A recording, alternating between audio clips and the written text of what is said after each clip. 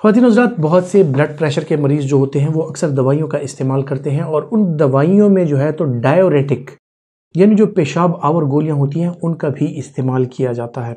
इन पेशाब आवर गोलियों में कुछ दवाइयां ऐसी होती हैं जो कि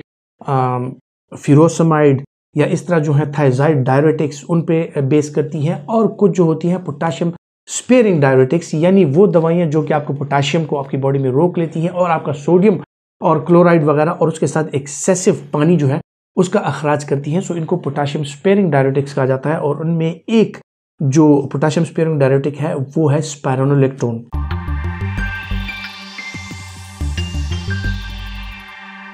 फिरोसमाइड के हवाले से अगर बात करें तो वो पोटाशियम स्पेयरिंग डायरेटिक नहीं है और उसका इस्तेमाल अगर करते हैं तो उसके साथ साथ जिस तरह वो जाके आपके जो नेफ्रॉन्स होते हैं उसमें डिस्टल ट्यूब्यूल्स होते हैं जहां पे आपका पानी और नमकियात रीएब्जॉर्ब करती है आपकी किडनी और वो आपके बदन को लौटा देती है और जो फाजिल पानी और नमकियात होती हैं उनका अखराज कर देती हैं। फिरोसमाइड के हवाले से अगर बात की जाए तो वो इन सारी नमकियात को निकालता है, उनके साथ पानी निकालता है और आपका जो यूरिन का अखराज है वो बढ़ जाता है। इसके साथ जो है तो एक तो आपके नमकियात बदन से कम हो जाते हैं, दूसरा जो फाजिल पानी है वो कम हो जाता है, इसके साथ आपका ब्लड प्रेशर भी नॉर्मल पे आ जाता है। और अगर खुदा ना खास्ता कहीं पे बदन में हार्ट फेलियर की वजह से या किडनी की किसी प्रॉब्लम की वजह से वॉल्यूम ओवरलोड हो तो वो वॉल्यूम भी कम हो जाता है और आपका ब्लड प्रेशर नॉर्मल पे आ जाता है। लेकिन अगर फिरोसमाइड का इस्तेमाल किया जाए तो इसके साथ मुख्तलिफ किस्म के मसाइल पैदा हो सकते हैं जिनमें आपकी बॉडी का जो पोटाशियम है वो भी चला जाता है और पोटाशियम अगर लो हो जाए यानी हाइपोकैलीमिया हो जाए तो इसके साथ आपको बॉडी में क्रैम्प्स भी आ सकते हैं। अगर आपको ज्यादा मिकदार में डायरेटिक की जरूरत हो, स्ट्रॉन्ग पोटेंट डायरेटिक की जरूरत हो, सो उसके लिए फिरोसमाइड के साथ पोटाशियम स्पेयरिंग डायरेटिक का इस्तेमाल किया जाता है जो कि स्पाइरोनोलेक्टोन है और इन दोनों की कॉम्बिनेशन को मिला के जो सबसे स्ट्रॉन्गेस्ट एक कॉम्बिनेशन है डायरेटिक की वो ये बन जाती है कि फिरोसमाइड और स्पाइरोनोलेक्टोन की कॉम्बिनेशन। ये कॉम्बिनेशन जो है इसके साथ दो तीन फायदे होते हैं। एक तो इसकी जो कैपेसिटी है वो बढ़ जाती है, आपका डायलिसिस का जो अमल होता है वो तेज हो जाता है और आपकी बॉडी से फ्लूइड जो है वो आसानी के साथ कम होने लगता है। दूसरा जो फायदा होता है वो ये होता है कि स्पाइरोनोलेक्टोन जो है वो पोटाशियम स्पेयरिंग डायरेटिक है। स्पाइरोनोलेक्टोन बुनियादी तौर पे एल्डोस्टेरॉन एंटागोनिस्ट है, यानी जो एल्डोस्टेरॉन आपके सोडियम को रोकता है, आपके बदन में पानी को रोकता है, ये उसको एंटागोनाइज करता है, उसको ब्लॉक करता है और इसी के साथ आपका सोडियम और एक्सेसिव पानी जो है वो चला जाता है। लेकिन ये उसके बदले में पोटाशियम को रोक लेता है और आपके बदन से पोटाशियम का अखराज हद से ज्यादा नहीं होता और आप में पोटाशियम की कमी नहीं आती और इसी के साथ साथ जो है तो आप में पट्ठों की कमजोरी और क्रैम्प्स ये चीजें नहीं आती। सो ये कॉम्बिनेशन हम उन लोगों में इस्तेमाल करते हैं जिनमें हमें ज्यादा मिकदार में डायरेटिक्स चाहिए होता है या पोटेंट डायूरिसिस चाहिए होती है ताकि उनका ज्यादा से ज्यादा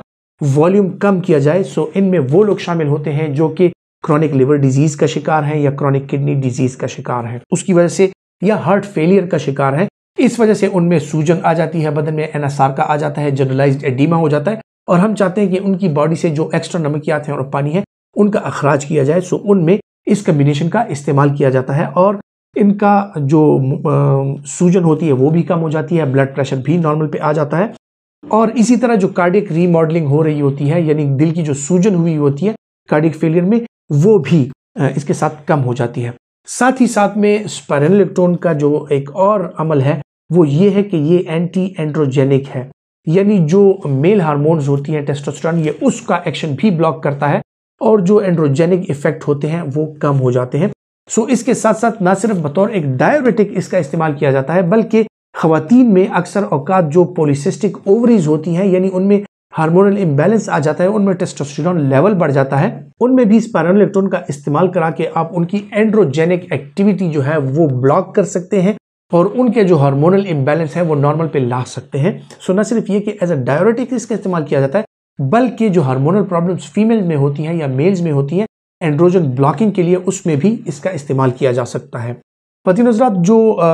हार्ट फेलियर के पेशेंट्स होते हैं या क्रॉनिक किडनी डिजीज के पेशेंट्स होते हैं, खुसूसन हार्ट फेलियर के पेशेंट्स जिनमें वॉल्यूम ओवरलोड हो जाता है, उनमें जो है तो पल्मोनरी एडीमा हो जाता है यानी उनके लंग्स की जो शरियाने हैं उनके इर्द गिर्द इंटरस्टिशियम में पानी भर जाता है। सो उस पानी को कम करने के लिए हम इस कम्बिनेशन जो कि इंतहाई पोटेंट कम्बिनेशन है इसका इस्तेमाल कराते हैं और उसके साथ न सिर्फ ये होता है कि हमारी नमकियात इंटैक्ट रहती है बल्कि डाययूरेसिस भी अच्छे तरीके से हो जाती है। अब बात करते हैं कि जो लोग स्पाइरुलिनोलेक्टोन का इस्तेमाल करते हैं बतौर एक डाययूरेटिक, उनको किन चीज़ों का ख्याल रखना चाहिए। ख्वातीन हज़रात, जो हार्ट फेलियर के पेशेंट्स होते हैं अक्सर औक़ात हाइपरटेंसिव होते हैं और उनमें अगर स्पाइरुलिनोलेक्टोन का इस्तेमाल कराया जाए तो इसके साथ ये देखना चाहिए कि आप अगर उनमें ACE इनहिबिटर या ARBs का इस्तेमाल कर रहे हैं तो उसकी डोज ज़रा सी कम करनी है और उसकी डोज भी कम रखनी है, क्योंकि ये दोनों ही पोटाशियम को रोकते हैं और इसके साथ जो है तो बदन में हाइपरकैलीमिया यानी पोटाशियम की मिकदार हद से ज़्यादा बढ़ सकती है और हाइपरकैलीमिया के चांसेस ज़्यादा हो जाते हैं।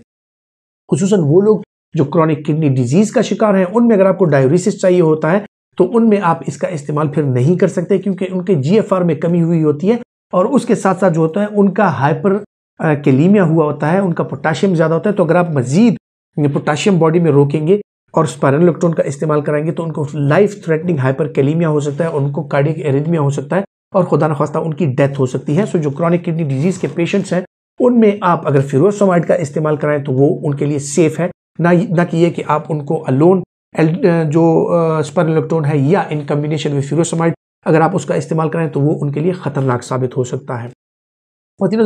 क्रॉनिक लिवर डिजीज़ के जो पेशेंट्स हैं उनमें भी अक्सर औक़ात एसाइटिस हो जाता है, पेट में पानी भर जाता है। सो उनमें हम स्पाइरुलिनोलेक्टोन का इस्तेमाल कराते हैं और स्पाइरुलिनोलेक्टोन का इस्तेमाल जो है वो 2-3 चीज़ें करता है। एक तो जो एंड्रोजेनिक एक्टिविटी है वो कम हो जाती है और उसके साथ साथ जो है तो डाययूरेसिस होती है, सो उनका एसाइटिस भी कम होता है, उनकी सूजन कम हो जाती है और साथ ही साथ में जो है तो उनको मल्टीपल ऑर्गन फेलियर की जो चांसेस होते हैं वो कम हो जाते हैं। इस तरह के लिवर के साथ हार्ट फेलियर और इसी तरह जो हेपेटोपल्मोनरी फेलियर है या हेपेटोपल्मोनरी सिंड्रोम है उसके चांसेस कम हो जाते हैं। इसी तरह ख़वातीन हज़रात, मुख्तलिफ़ किस्म के जो मेल टेस्टिकुलर ट्यूमर्स हैं जहाँ पे आपको एंड्रोजन ब्लॉक करना होता है वहाँ पे भी स्पाइरुलिनोलेक्टोन का इस्तेमाल कराया जा सकता है।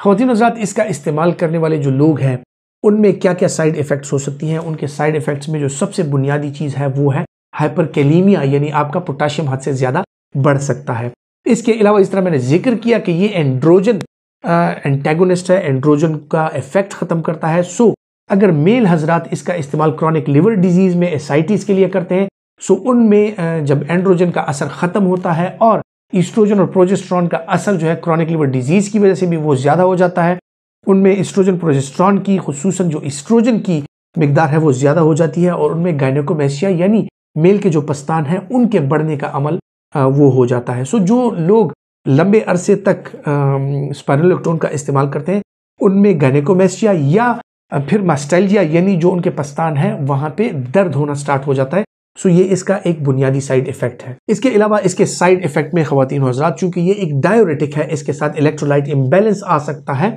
और इसके साथ जो है तो सीवियर पोस्टरल ड्रॉप हो सकता है, इसके साथ डिहाइड्रेशन हो सकती है और इसके साथ जो है तो जो खुसूसन क्रॉनिक लिवर डिजीज़ के पेशेंट्स हैं उनमें अगर डिहाइड्रेशन हो जाए तो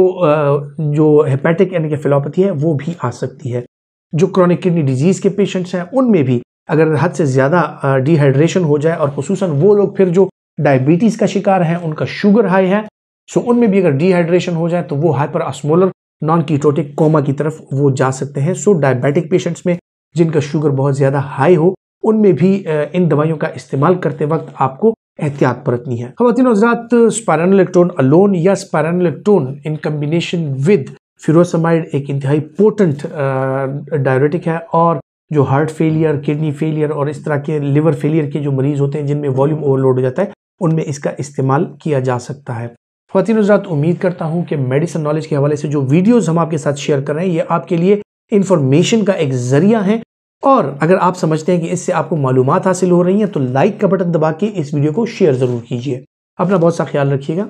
अल्लाह हाफ़िज़।